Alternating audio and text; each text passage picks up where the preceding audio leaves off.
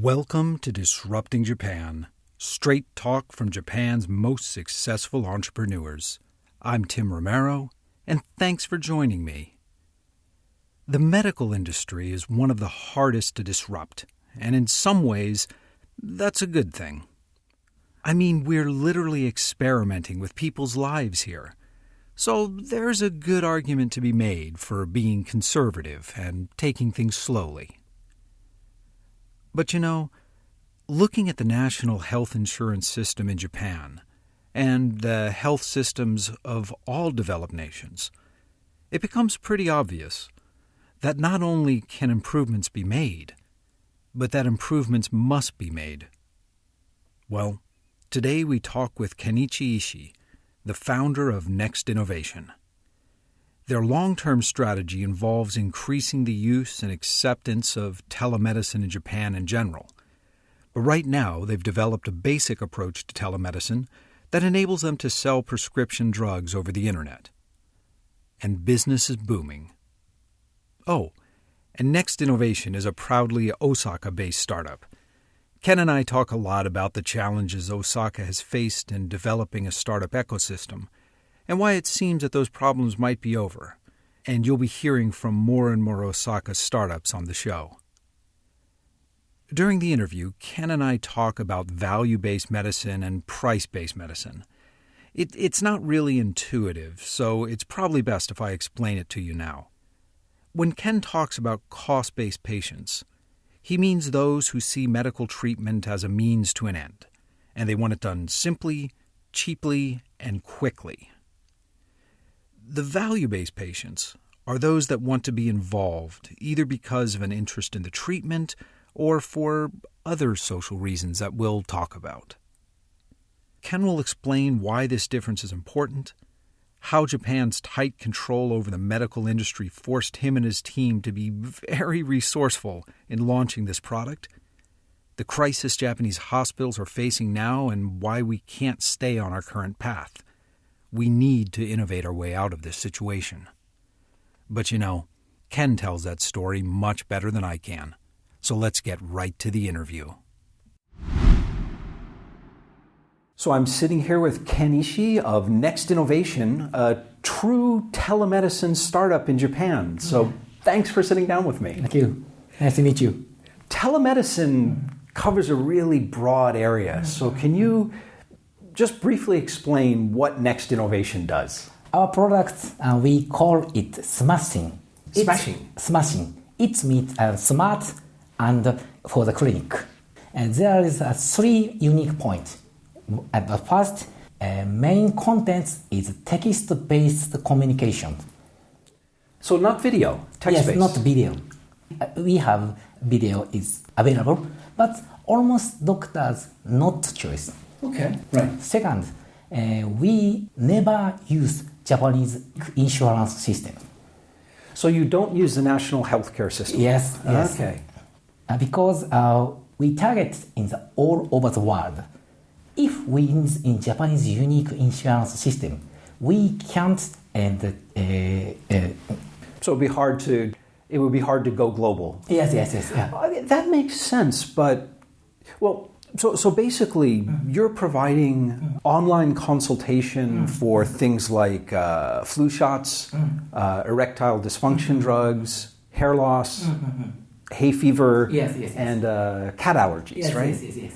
So if national health insurance doesn't cover your service, how can you compete with all of the clinics where exactly. The cost must be much higher? Yes, we never use the insurance system, but some of customer payments money is almost equal insurance system used. So it costs the same to use your service as the copay of someone using the national health insurance? Yes. How do you do that? Because Japan has a pretty good national health insurance. Yes. So where is your cost savings on this? One point is doctor's fee. For example, doctor and patients appoint the same time, but it is hard to each people. Our products take text-based communication. So each people don't have to meet at the same time. Okay, so it's more efficient for the doctors, it uses less of their time. Yes. Next one, almost Japanese insurance system, including in the pharmacist fee, drugstore. Our product omit this system. So you deliver the drugs by postal mail? Yes, from clinic to patient. So it is the second cost down point. And the third one? Third point, we can use only generic medicines. So no brand name drugs? Yes. All right. But that means that this efficiency drops your cost to 30% or so, right? Yes. Almost 30%, likely 30%. 30% of the standard. All right, so this is exactly why we need more innovation in medtech. Yes. For example, the patient with hay fever, around 4,000 ends each visit. Okay. So our target want to buy the prescription drug, but never go to clinics. So why did you decide on these specific types of medical problems? We think as the development each categories, doctors and customers. So we focus on the first time the doctors. They don't know how to use telemedicine. So at first we target to low risk disease and low risk solutions. This is very important. That's the first time I take into the ED market. Right. Viagra is small risk and it is easy to diagnosis. Right. And the same thing with hay fever and cat allergies. That makes sense. I really like this because when people think of telemedicine and innovation, they tend to think of like video consultations or high tech, but this is actually a pretty low-tech approach, and it's just very efficient.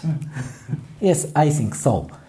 Well, tell me about your customers. So erectile dysfunction and hair loss seems to target a very specific demographic, but like cat allergies and hay fevers seem to be targeting a very different group of people. Yes. For example, ED 30s to 50s years and men, and the hay fever and allergic market is 20s or 30s for female. It is a separate market. We try to cross-sell in the market ED and AGAs, and including allergic market too, for example, and the pills. So for example, hair loss, erectile dysfunction, that's probably an easier cross-sell. So do you use different marketing channels to reach the erectile dysfunction and hair loss customers than you use to reach the cat allergy customers? So I hope to engagement with the customers by internet. It is very easy to collecting information. There's lots of information on the website. Very much like any other kind of e-commerce. Yes, it's like e-commerce. So search engine optimization, some social media. Yes, that's right. That makes sense. Before we get into the details of the product and the business model, let's talk a bit about you. Yes. You actually grew up in the Tokyo area and you went to university in Tokyo, but you moved to Osaka in 2013. What was the reason for the move? I love Osaka. And Kansai area, there is no competitor in this market. But I mean, this was back before you started Next Innovation, so 2013. Okay, I understand. I have belonged to the pharmaceutical company from 2001 to 2013. And this is translocation from Sapporo to Osaka at 2005. Okay, so the company transferred you. Yes. And actually, I mean, you had a really long and successful career in the pharmaceutical industry. So what made you leave and want to start a startup? I think some pharmaceutical companies, very, very great company, but limited. There are lots of severe regulation and innovation. For example, we have to talk about non-licensed drug with doctors. We cannot speak with customers. I think this is very frustrating. Medical players changing very, very slowly. Yeah, it's a very conservative industry. Yes, if I want to change it, it couldn't change including the player. So it has to be changed from outside. Yes, yes. That makes a lot of sense. What did your colleagues think of your decision? Were they supportive of you deciding to leave the company and start your own business? Almost the coworkers and boss said to me, crazy. Don't move it. Too risky? They thought you'd go out of business? Yes, that's right. But I think if people stop this business model, I have to go there. Right, right. If someone says that's impossible, never do that. Yes, that's right. That means there's an opportunity there. Thinking about telemedicine in general, with Japan's aging population, there's a real shortage of doctors and especially nurses in Japan. So telemedicine should be something that's much more common in Japan, but it's not that common. Why is that? Telemedicine is one of the methods for the innovation of medical thing. As you know, older people is now customers in each hospital. But we target 40 years and 50 years person is our target. It is changing. Well, that makes sense. I mean, it's harder to get older people to change their behavior than younger people. Exactly. But since there is so much need for innovation and telemedicine here, and since you were able to cut costs by 70% just by using some basic technology and a streamlined workflow, why don't we see more medical startups in Japan? They cannot survive because Japanese medical insurance system is a very closed system, and if the player can get the money, governance change the rules. Okay, that makes sense. So yeah, in a sense in Japan, you only have one customer. It's like the government is the customer.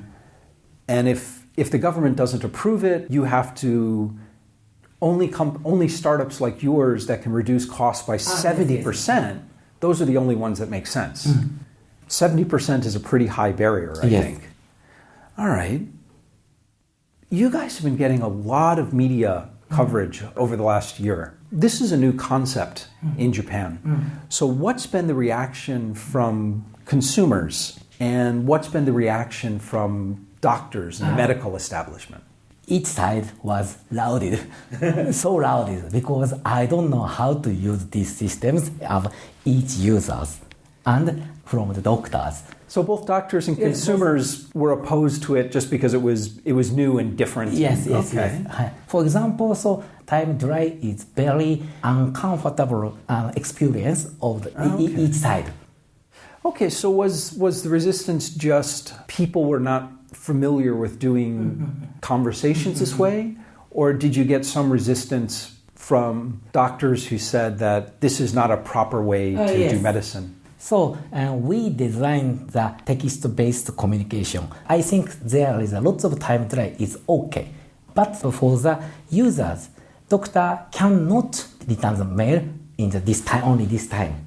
So that makes sense from people who are trying to use the platform. But did you have doctors or hospitals say that text-based communication is inappropriate or that this is not the right way to prescribe? Yes. But almost customers, if they have the experience, this is cool. Everyone says it's same words, this is cool and very comfortable. Both the consumers and the doctors are slowly changing their attitudes towards this. Right. Did you have to get any regulations or laws changed? Were there any regulations that said the consultation has to be face-to-face? For 3 years ago, it has changed the regulation. And recently, and it's changing. Almost doctors think that telemedicine is video-based communication. Right. And it is one of the Japanese regulation and written in the guidelines. But it is not law. Okay. It's only guidelines. There is not a law. Okay. So if you're operating outside of the national health insurance, you're free to do things differently. Yes, that's right. All right. Talking about like the culture of medicine in Japan, one of the things I was most surprised at when I moved to Japan is Japanese doctors don't share a lot of information with their patients. Yes, that's right, yeah. You know, a lot of times they won't tell them directly what the disease is or why exactly they're giving them medication. But your team seems to have taken the opposite approach. Yeah.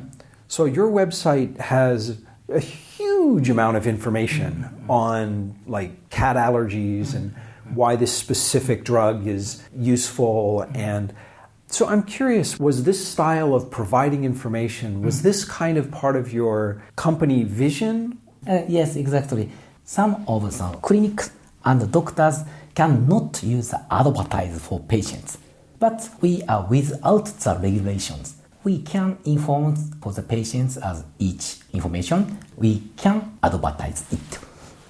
Do you think that attitude is changing in Japan? Do you think patients are asking their doctors for more information about their condition and their drugs? I said that the patient think the medical is value, patients think medical is cost. I think that this segment, medical is value segment, it's improving your situation. Oh, okay. So the patients who view medicine more as a value will tend to want more information and want to be more involved, of course, in their treatment and diagnosis. This segment is hope to more information, more conversations and more communication. This segment low communication and low conversation. So the other hand, they just want to be efficient and get their drugs. And yes. All right. Do you think Japan is shifting one way or the other? Are more people becoming value-oriented or more people becoming cost-oriented, or is it sort of staying the same? Well, a part of doctors never outputs into the information. But 40 or 30 aged doctors maybe share the information with patients. Okay. So it's more of a generational thing. Yes. And I think it is very important that key device is smartphone. Why is that?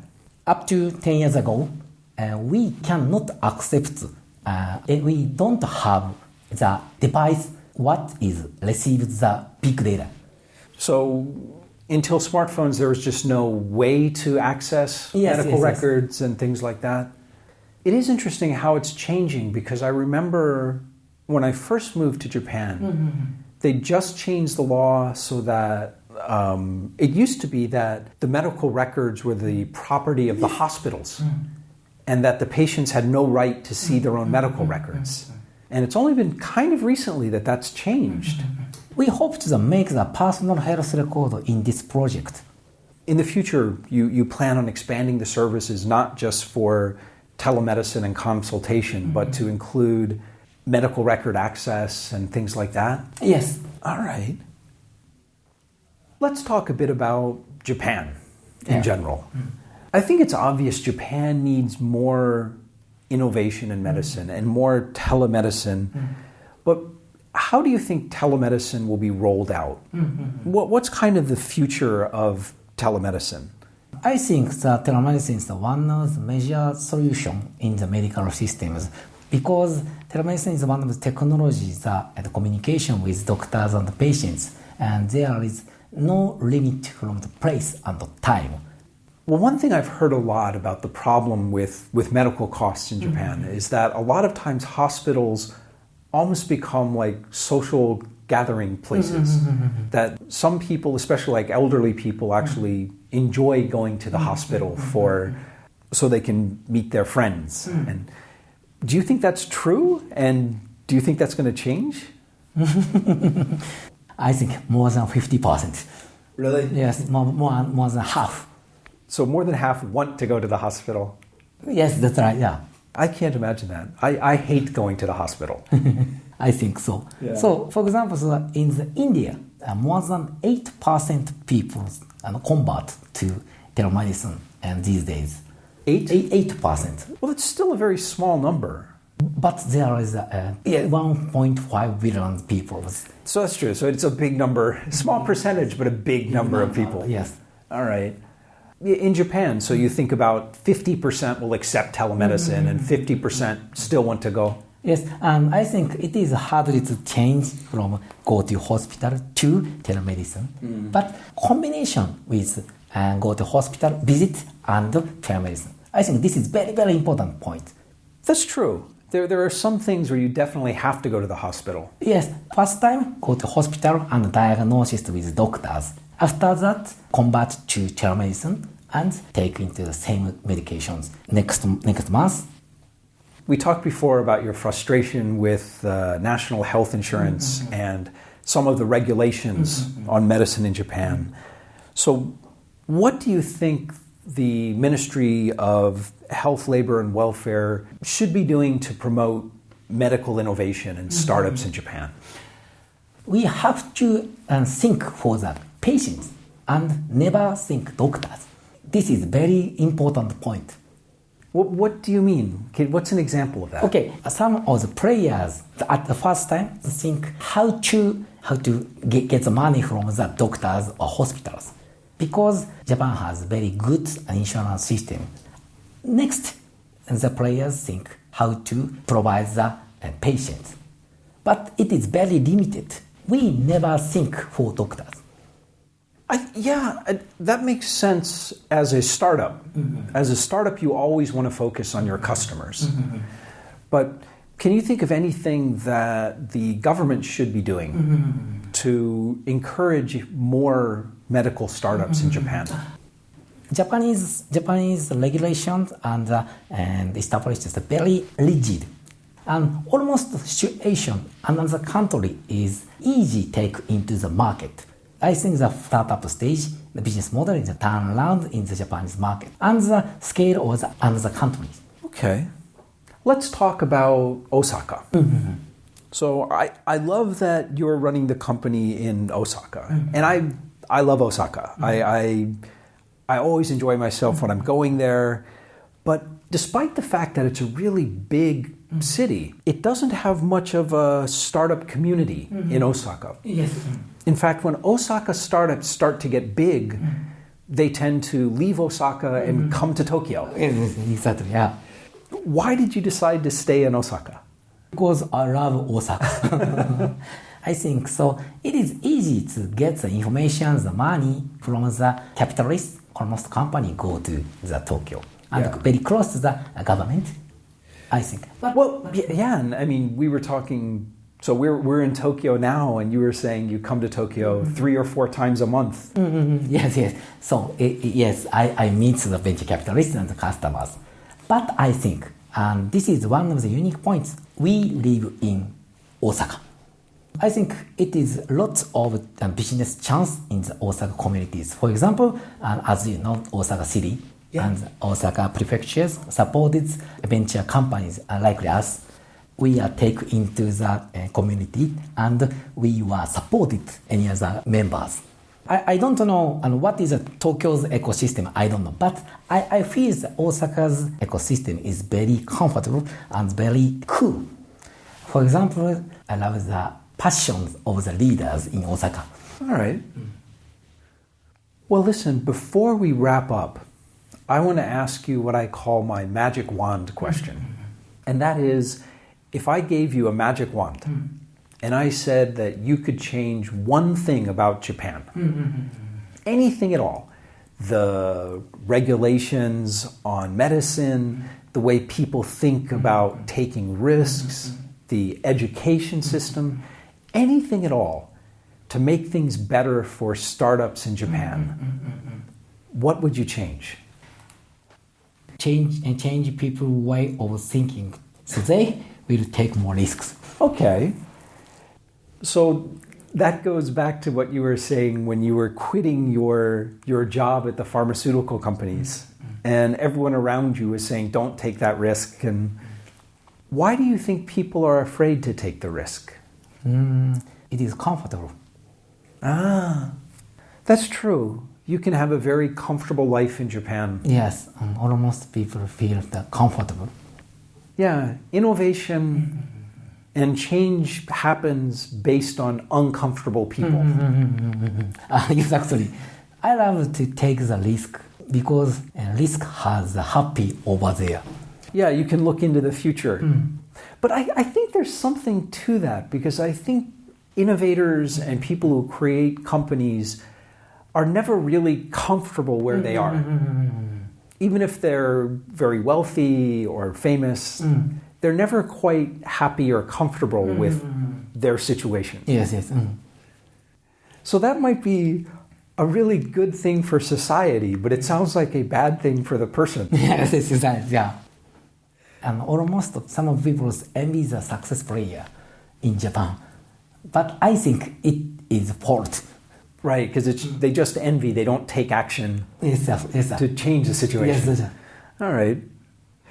Do you think it's changing? Because we see a lot more startups these days. Do you think people are willing to take more risks, or is it just getting less risky to start a company? We have to take a risk, everyone, because Japanese market is absolutely shrink in these years. So established players does not available in the future. Yeah, that's true. A shrinking market means that the big companies who are optimizing to run their current business model will not work. Yes. It has to be new business models. And almost the business model was aged for 30 years or 40 years. Yeah. There is a lot of chances in Japanese market because Japanese people is very honestly, and Japanese people has a good concentration. But yeah, that's interesting, because you mentioned like the last 30 years, and I think that big Japanese companies in the 50s and 60s, maybe even the 70s, were very innovative with the business models. Okay, I see. And they've stopped being innovative. So do you think that Japan's big companies will be uncomfortable enough to start innovating again? Or do you think that Japan's future really lies with startups? A Japanese big company is fit to the continuous innovations model, but there is not fit to the disruptive innovations model. I like that one, so I leave it. So you think the future of innovation in Japan is going to be the startups and not the big companies? Okay, yes. Okay. Well, excellent, Ken. I want to thank you so much for sitting down with me today. Thank you. And we're back. One of the most important aspects of this story is how very difficult it is for a startup to build a viable business model in medicine. Next Innovation had to operate completely outside of the national health system, and that meant that they had to provide their services for 70% less than the going rate. And they did. Now, this is a statement not just about the ingenuity of Ken and the team at Next Innovation, but at how inefficient some parts of the healthcare industry are and how badly innovation is needed. If a relatively simple platform is accepted by doctors and patients and it reduces overall costs by 70%, that's something the government needs to look at mainstreaming. And to be fair, perhaps the government is looking at it. Japan is facing both a rapidly aging population and rapidly rising medical costs. Innovation is not going to come from within the system. The clear answer, the only answer really, is being open to the innovations and progress that is being made by medical startups in Japan today. If you've got an opinion about medicine or startups in general, Ken and I would love to hear from you. So come by disruptingjapan.com/show121 and let us know what you think.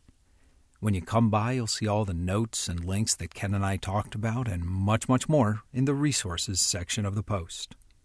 Oh, and by the way, please feel free to get in touch and connect with Disrupting Japan on Twitter and Facebook, or even drop by our LinkedIn group.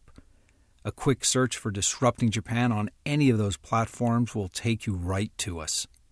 I'd love to hear from you, and we've got a lot more information on Japanese startups and innovation on the social sites and on our website as well. But most of all, thanks for listening. And thank you for letting people interested in Japanese startups know about the show. I'm Tim Romero, and thanks for listening to Disrupting Japan.